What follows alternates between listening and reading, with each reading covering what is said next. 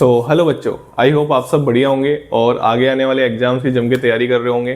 तो जैसा कि आप बोर्ड पे कुछ नहीं है, ना कोई जेई, ना कोई नीट, ना कोई एडवांस का क्वेश्चन है। तो क्या है कि कमेंट सेक्शन में एक कमेंट आ रहा था बार बार, ठीक है, कि सर 10 to 11th जो बच्चे हैं वो किस तरीके से उनको अपनी जर्नी स्टार्ट करनी चाहिए और किस तरीके से तैयारी करनी चाहिए पूरे थ्रू आउट द 2 ईयर। तो उसके बारे में थोड़ा सा कुछ वीडियो बनाई है, तो उसी को ध्यान में रखते हुए मैं कुछ पॉइंट्स बताने आ रहा हूँ। ठीक है, सबकी अलग अलग जर्नी रहने वाली है, हर किसी की सेम नहीं होती है, क्योंकि हर किसी बच्चे का दिमाग अलग होता है। ठीक है ना। तो अगर आपको सही लगे तो आप फॉलो करें। ठीक है, मैं तो यही कहता हूँ जिनको भी मैं पढ़ाता हूँ, ठीक है, ऑफलाइन में, कि भैया आप है ना, जरूरी नहीं है मेरी स्ट्रेटेजी फॉलो करें, आप उसको फॉलो करके देखें 15 दिन, 20 दिन, 1 महीने। अगर आपको रिजल्ट बेटर मिलते हैं पहले से तो आप उसी को कंटिन्यू रखें, बेटर नहीं मिलते हैं तो आप फिर स्ट्रेटेजी चेंज कर सकते हैं। लेकिन इसका मतलब ये नहीं है कि आप हर 7वें दिन एक वीडियो देख रहे हैं कि सर स्ट्रेटेजी, कोई टॉपर की स्ट्रेटेजी नहीं काम आएगी, आपके काम नहीं आएगी। आपको पता ही नहीं है कि वो टॉपर स्टूडेंट जो है वो कौन सी क्लास से किस लेवल की पढ़ाई कर रहा है। वो बोलता है कि केवल कोचिंग सीट से या फिर इससे काम हो जाता है।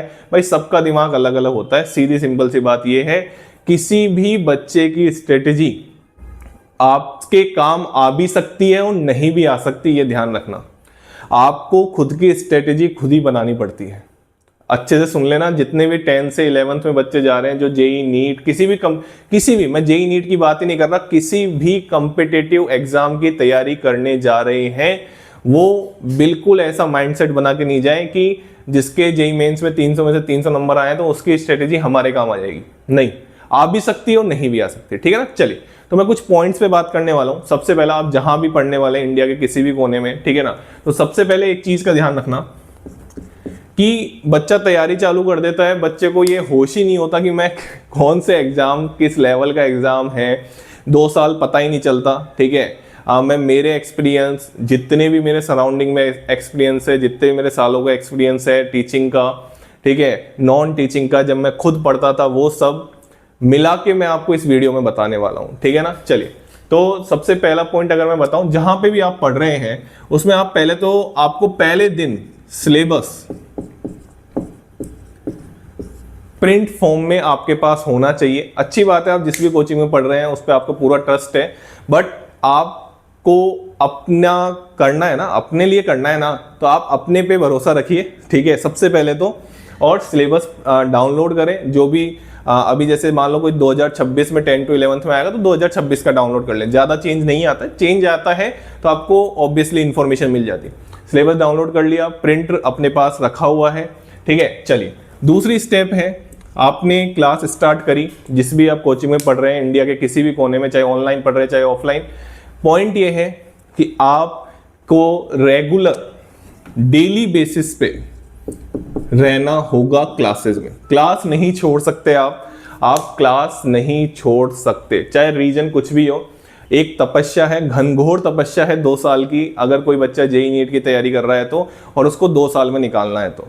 ड्रॉपर वॉपर की बात नहीं कर रहा हूं मैं कि भैया 1 साल और ड्रॉप लेके निकालेंगे, वो तो पंचवर्षीय योजना समझ के एडमिशन लिया है उसने नीट में, मैं उनकी बात नहीं कर रहा हूं। मैं बात कर रहा हूं 2 साल में आपका जेई और नीट अच्छे रैंक के साथ निकल जाए। ठीक है ना। तो डेली बेसिस पे आपको क्लासेज अटेंड करनी है, जहां पे भी आप पढ़ रहे हैं, चाहे कुछ हो जाए, चाहे धरती इधर से उधर हो जाए। ठीक है ना। मैं बोल रहा हूं कुछ भी हो जाए, आपको क्लासेस तो नहीं छोड़नी है जब तक कोई ऐसी इमरजेंसी ना आ जाए। ठीक है, बहुत मेजर इमरजेंसी आ गई तो आपको क्लास लीव करनी पड़ेगी, बट छोटी मोटी खांसी, जुकाम, बुखार, छोटा मोटा, उसमें हमको क्लासेस मिस नहीं करनी चाहिए। अगर आप किसी भी रीजन की वजह से क्लासेस मिस करते हैं ना, तो उसके नेक्स्ट दिन या उसी दिन अपने दोस्त से पूछे कि क्या पढ़ाया था क्लास में, और नेक्स्ट क्लास में उसको पढ़ के जाइए। ठीक है ना। सबसे पहला डेली बेसिस पे काम करना है, करोगे तो अच्छी बात है, अच्छी रैंक आ जाएगी। ठीक है ना। ठीक है, चलिए, डेली क्लासेस हो गया। इसके बाद डेली आपको जो क्लासेस में नोट्स पढ़ाए जाते हैं वो आपको पढ़ने हैं। ठीक है, ये सब मैं डेली का ही काम बता रहा हूं। हर टीचर का अलग पॉइंट ऑफ व्यू होता है, ठीक है, आपको जिसका अच्छा लगे वो फॉलो कर सकता है। फिर उसके बाद वो टीचर उससे रिलेटेड कुछ क्वेश्चंस देते हैं हर कोई, जैसे डीपीपीस की हम बात करते हैं, ठीक है, फिर उसके बाद हम मॉड्यूल की बात करते हैं, ठीक है। तो ये सिस्टम रहता है डेली बेसिस का। कोई भी जैसे फॉर एग्जांपल मॉल कॉन्सेप्ट आपको पढ़ाया गया 11th में, क्लासेस आप पूरी ली रहे हैं, नोट्स आप डेली पढ़ रहे हैं, उससे रिलेटेड क्वेश्चन आप डेली कर रहे हैं, उससे रिलेटेड मॉड्यूल आप डेली कर रहे हैं। ये तो डेली का काम है, ये तो आपको करना ही पड़ेगा, ठीक है ना। अब पॉइंट ये है कि सर कहना आसान है, करना बहुत मुश्किल है, ठीक है। डेली बेसिस बोल रहा हूं, कोई दिन नहीं छूटना चाहिए 2 साल तक। और ये जब नहीं छूटेगा जब आपको पता होगा कि मेरी जर्नी 2 साल की है, मेरा सपना बड़ा है, तो उतनी ही ज़्यादा संघर्ष होगा ऑब्वियसली, ठीक है ना। चलिए, अब पॉइंट ये है कि सर कौन सा मॉड्यूल, भाई आप जिस भी कोचिंग में सबके मॉड्यूल लगभग सेम ही होते हैं, किसी का भी कर लो। लेकिन बच्चा क्या करता है ना, बच्चे के साथ पता है क्या प्रॉब्लम आएगी, बच्चा एक कोचिंग का पूरा खुद की कोचिंग का तो करता नहीं है, 4 जगह से तो वो कंटेंट देखता है। मैं बताता हूं दिक्कत क्या आती है बच्चों के साथ। बच्चा 4-5 जगहों से तो कंटेंट देखता है। बेटा ट्रस्ट करो अपने टीचर पे। अगर आपसे, मैं आपको बताता हूं ट्रस्ट कैसे बिल्डअप होगा। मैं एक पॉइंट बोलता हूं PYQ क्वेश्चन का, प्रीवियस ईयर क्वेश्चन जिसको बोलते हैं, जिसको प्रीवियस ईयर क्वेश्चन बोलते हैं। अगर आपके क्लास टीचर के नोट से प्रीवियस ईयर क्वेश्चन, चाहे वो जेई मेंस हो, चाहे वो जेई एडवांस हो, चाहे वो नीट का एग्जाम, चाहे कोई भी कंपिटिटिव एग्जाम की आप तैयारी कर रहे हो, अगर वो हो रहे हैं तो आपके टीचर का कंटेंट मतलब सही है और आपको उस पर भरोसा कर लेना चाहिए। नहीं हो रहे हैं तो भैया कंटेंट चेंज कर दो। लेकिन अगर हो रहे हैं तो 4 जगह से हमको नहीं देखना है। आप एक ही चीज को, अगर मोल कॉन्सेप्ट में मोल निकालने का फॉर्मूला कोई टीचर ने बताया तो दूसरा टीचर थोड़ी चेंज कर देगा उसका फॉर्मूला।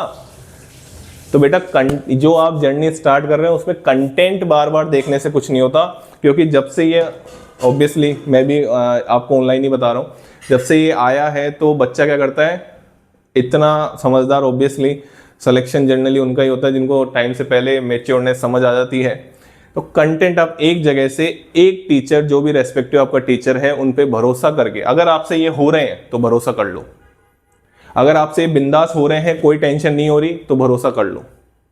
अगर आप 4 जगह से कंटेंट देखेंगे आपको कोई ज्यादा फायदा नहीं होने वाला है।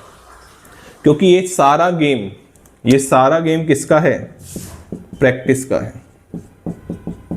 ये सारा गेम किसका है, प्रैक्टिस का गेम है। इसके बिना कुछ नहीं है, प्रैक्टिस का गेम है। अगर आप ये नहीं करते हैं, चाहे आप 50 बार कंटेंट देख लो, कुछ नहीं होगा। सबसे बड़े टीचर जिनको 30 साल 40 साल का एक्सपीरियंस है, उनको भी मैंने सुना है, वो भी यही बोलते हैं कि बिना प्रैक्टिस के कुछ नहीं। आप अपने क्लासेस, ये तो डेली बेसिस पे मैंने काम बता दिए, PYQ हो रहे हैं, कंटेंट पे भरोसा कर लो।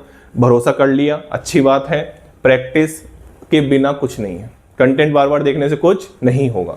अच्छा, इसके बाद सर हमको क्या करना चाहिए, आपके जितने भी टेस्ट पेपर लगते होंगे जिस भी कोचिंग में आप पढ़ रहे हैं, उनको तबीयत से दीजिए। एक भी टेस्ट पेपर आपको छोड़ना नहीं है, चाहे वो ऑनलाइन पेपर ले रहे हो चाहे ऑफलाइन पेपर ले रहे हो।